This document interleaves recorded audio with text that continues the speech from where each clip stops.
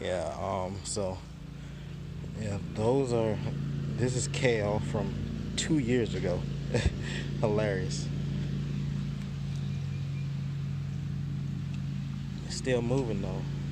Not nearly ready to die out. So kale, peas, and beans, all of those little plants down there are. I just sprinkle cone flour everywhere down here because one company that I bought a tree from actually had gave you free cone flour. This packet, so I just threw it everywhere. So muscadine, black coward, kale, peas, shaded areas, so the peas should do fine. They get enough sun. The kale always does fine, so it doesn't really matter where you put that. Here's some potatoes that we had some old potatoes last year, and I threw them in the dirt. I mean, I'm talking last year. I threw them in the dirt last year. Completely forgot about them when the deer came and destroyed everything. They ate like all the potatoes, tops too. So completely forgot about them, and now deer haven't been back around. Knock on wood. Knock on wood. But even if they do touch it, I mean, I don't really care. I don't care about these potatoes. Potatoes are super, super cheap. And if they do eat them, they're not gonna eat the potato. They usually just eat the top, so the potato will be fine. Here's some grapes right here. What's the name of this grape?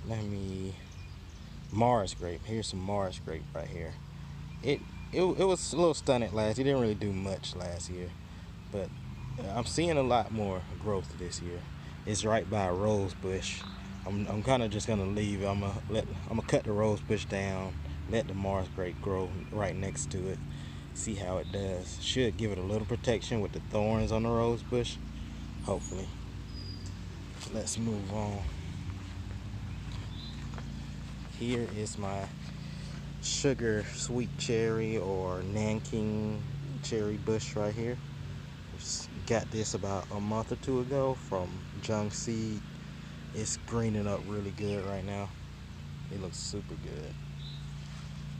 Here we got a black currant, Ben Sarek black currant right here.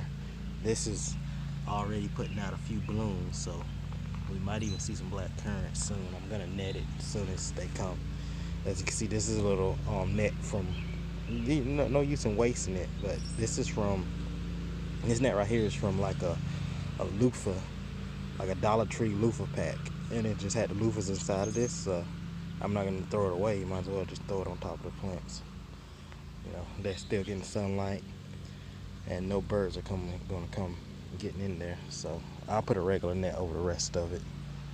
What else? Oh, here's something of note. I need to clear this area out, but here's some more potatoes that I put in a year ago. Completely forgot about it until I saw it just growing like crazy. So that's an interesting thing about potatoes. They grow like crazy. Let's go back here. Here's my battle of the beds right here.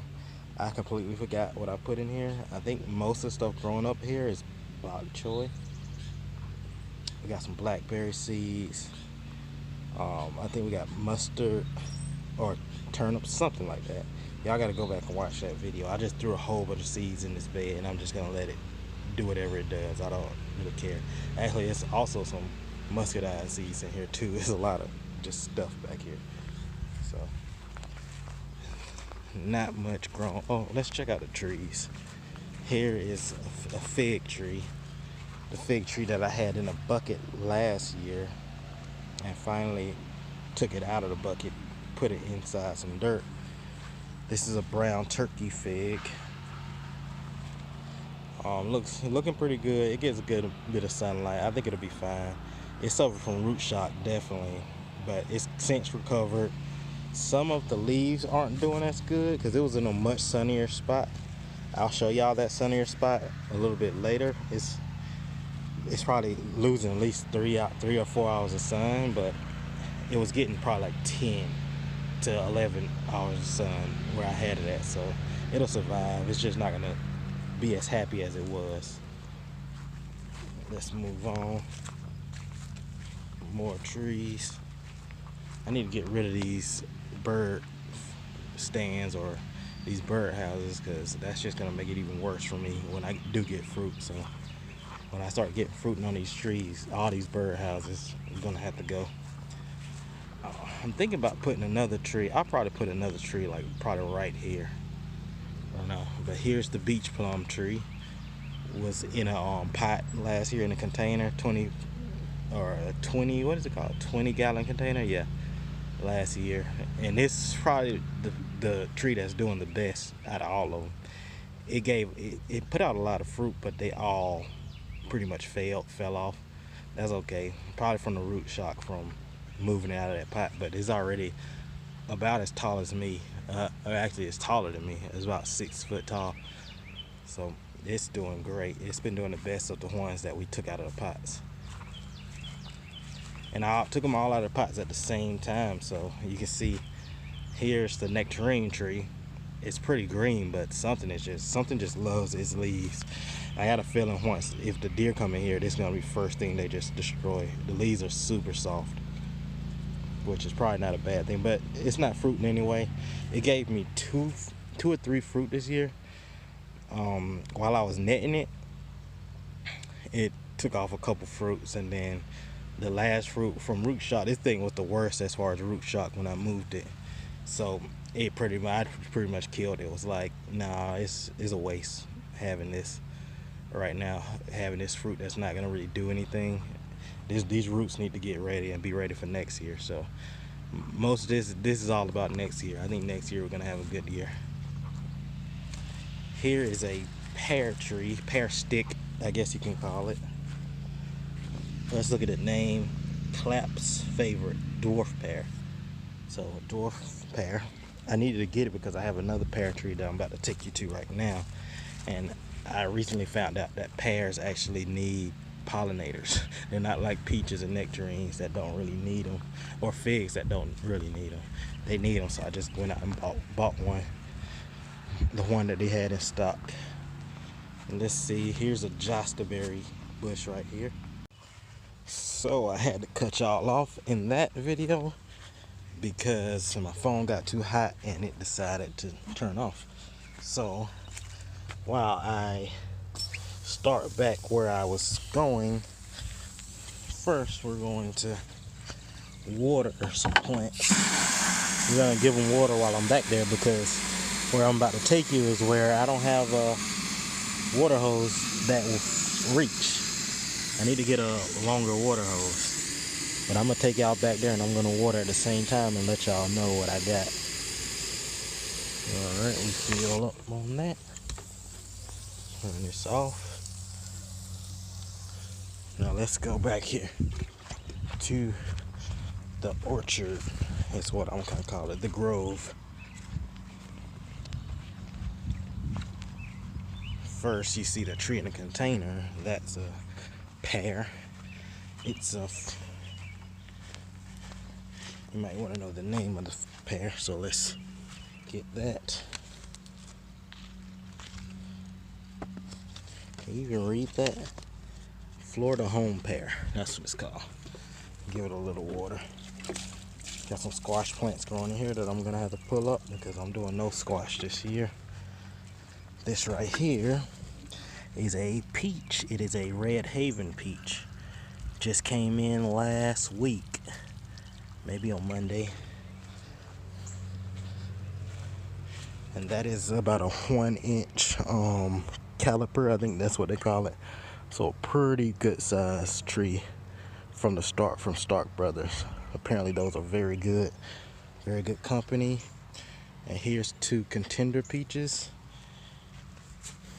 These are from Jung Seed, a little smaller, but they're, hopefully we can get them green. They haven't, it's been like a week and a half and they haven't showed any green on them. They're alive though, because you can tell by the red and the brown. It's not dead, and if you bend it, it bends, it doesn't snap. So they're alive. They just need to come out of actually some green on this side. They need to come out of dormancy. They don't want to though, I'll tell you that. Here's a blueberry growing in the pot back here, getting all day sun. And other contender, let's order this second contender. They're pretty good sized, if I may say so myself. Like the stem or whatever you call the bottom part, it's really thick.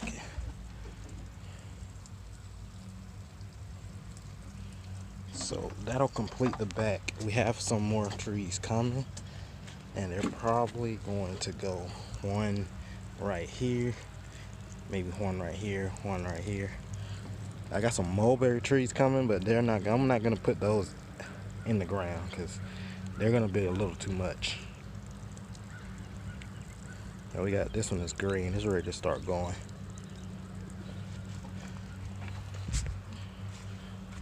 So we got some mulberry. What else do we have? We have another peach. I think it's called a July Alberta peach coming. And we have actually saw a lime quat at